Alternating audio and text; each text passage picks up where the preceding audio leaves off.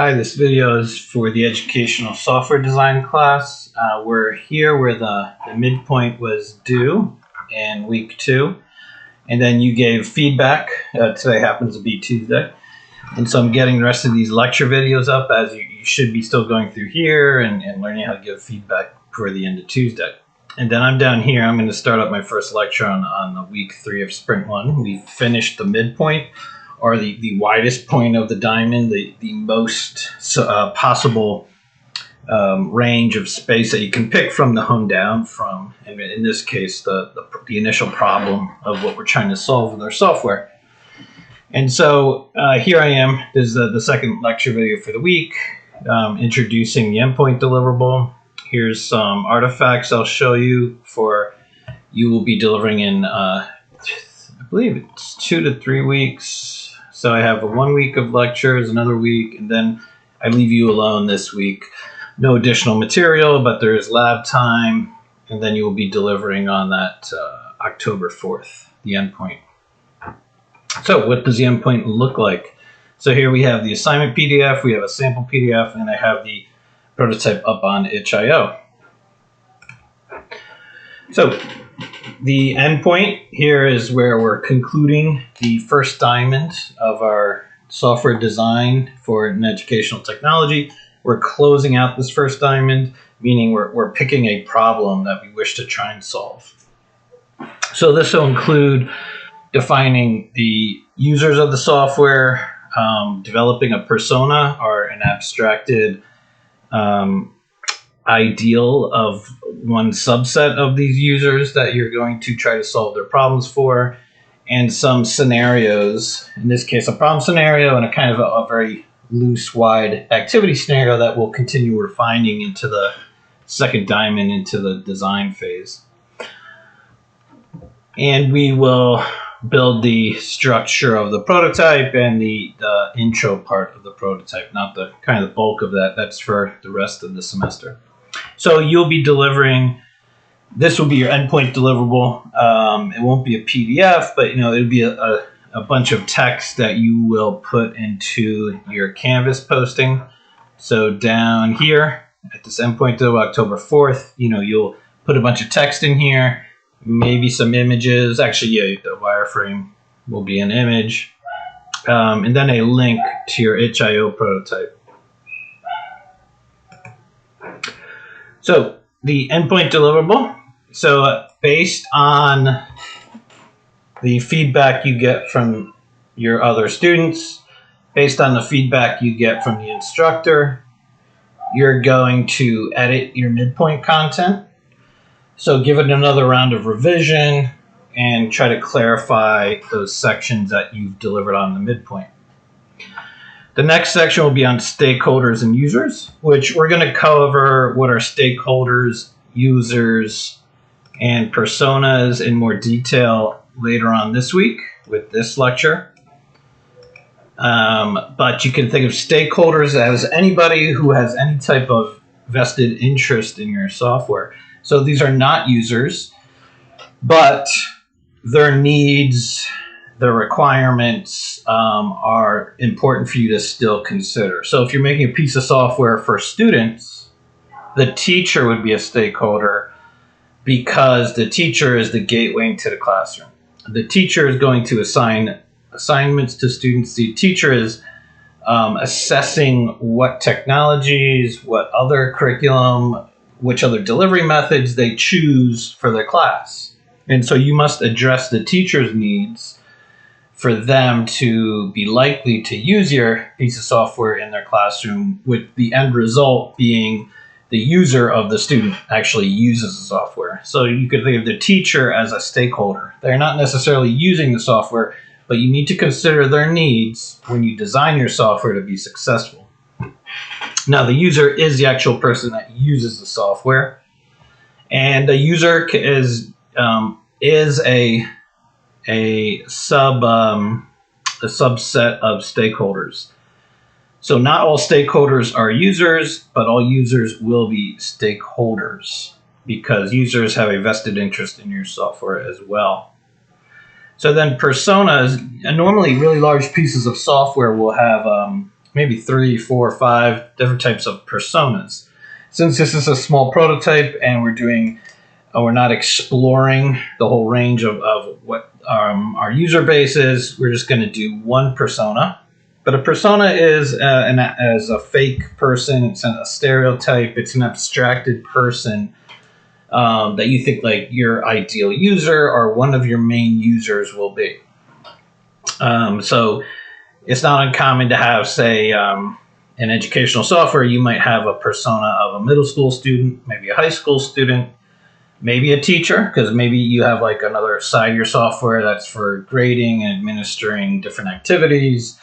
And so maybe there's an aspect of your software that the teachers use as well, maybe the parents, and what have you. So again, even within students, you might say, oh, there's an introverted person who really just likes to do, they don't like to listen.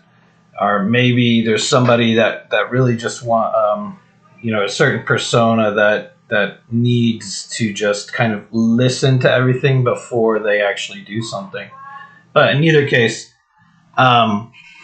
you can think of a persona as usually these UX researchers will go out and watch a lot of users out in the field, and they'll do surveys of just general people, and they'll try to like aggregate certain demographics that they think this ideal set of users would be, and these are the personas. And then the designers are always thinking about the personas when they're trying to solve certain problems for the users, and they're trying to design parts of the software. Scenarios follow personas because they're based on the personas.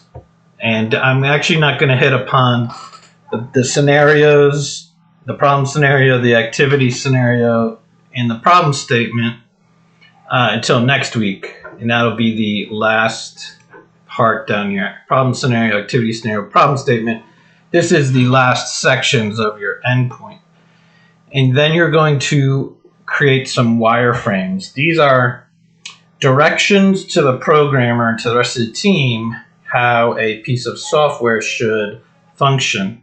So it's used through a user, it's heavy with the user interface, and you might do certain sections of a user story or a slice of a user journey through your app. But in any case, they are diagrams that visually demonstrate how the prototype should function, what features are available to the user, and the look and feel of the user interface. Roughly, very roughly. I think of them as more directions for the designers and developers to actually make the software. How do you express your ideas before you actually start programming? Quickly, I kind of rushed through the scenarios, so let me just return back to them. So we have, usually when you develop your personas, you develop a problem scenarios. Basically, these situations or scenarios that the personas are having problems in their lives. That gets into detail explaining these problems that your software ultimately seeks to solve. And then the activity scenarios show the personas using your software in ways that will fix their problems. All of this is continuing to illuminate the situation. The activity scenarios actually start blending into the second diamond. So we're going to just do a broad sweep of the activity scenario for the first diamond just to get some practice down, and then we'll maybe hone that activity scenario a little bit more in the second diamond to actually get more into the design base, like how to solve how to create the solution for the problem. But the end result of the first diamond, the end result of the UX research phase is ultimately a problem statement. Think of it like your conclusion. You've been writing all this stuff, you've been doing all this research, you opened up to all these possible problems you could solve, and then you picked one. What is that problem that you solve? That's the problem statement. This concludes the diamond, and this actually ushers us over into the next diamond. It ushers us over to the solution, to the research phase. So it's that summary statement of the problem. We've stated the problem so precisely because we've done such great research that we can now just state it in a few sentences, and this will continue us over into the design phase.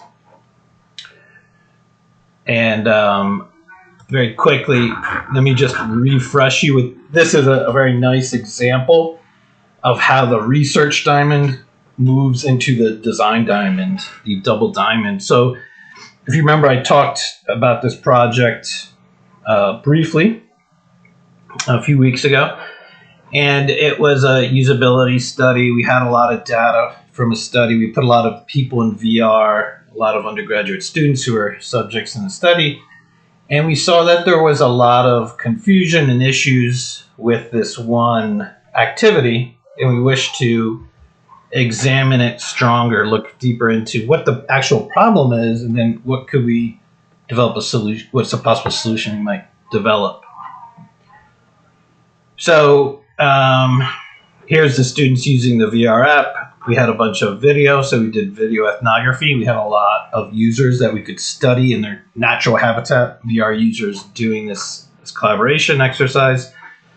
And we took a lot of notes down, and the first step in organizing the notes were all these notes that were laid out on sticky tabs, organized into major themes. In this case, platform factors, content factors, and collaboration factors. So now we just have that first process of trying to have all this data we generated. We're at like the widest point of the diamond. Oh my God, we discovered so much through this video ethnography. Let's start to sort it and make sense of it, and let's pick something. All right, and then we continued. Another process is these experience maps. We looked at kind of the linear fashion of the experienced, or the, not chronological, but show the time-based. First, there was an instruction stage, then an individual ranking, then a group ranking, then a scoring. And we kind of grouped what we were seeing and what the users were doing and saying in each section. Once we're at that phase, we start to close down. We've watched all these users, and we must have seen about 60 or 70 different subjects going through VR. We saw enough people where we were able to like abstract down on a few people or a few idealized people as personas. And in this case, this is this persona, Jen. And here's her information, her demographics, obstacles, goals, and some description. And here's a few others. These were the 5 that we picked that we really saw unique features that warranted a unique demographic, a unique persona for it. And then here's the problem scenario that this persona encountered. This is the problem, is the situation that we saw. Is what is this object? What is this unusual thing that I'm asked to rank? I have no idea what this thing is. How can I even rank it when I don't know what it is? And we'll go through this with more detail with the textbook reading next week. And then we wrapped the whole diamond down to this problem statement, where we dwindled the problem, distilled it down to this paragraph. And this is what led us over. If you notice, this is a big line here. We go into the design section where we're starting a new diamond, closing one diamond, opening another, moving from research to design. And it's the problem statement that kind of carries us over. And if you notice here, the activity scenario, what is this potential software solution for this persona's problem, is presented here at the beginning of our design diamond. And then we move on with all these ideations of these different interactions and different types of objects that we move off of the activity scenario and try to find a solution. Now we're at the widest part of our design diamond, and we're honing down, and here's our final solution, the end of the design diamond. All right, so this is the endpoint assignment in a nutshell. And let me do another video on explaining what the sample looks like that we ended up doing, and then what the prototype looks like.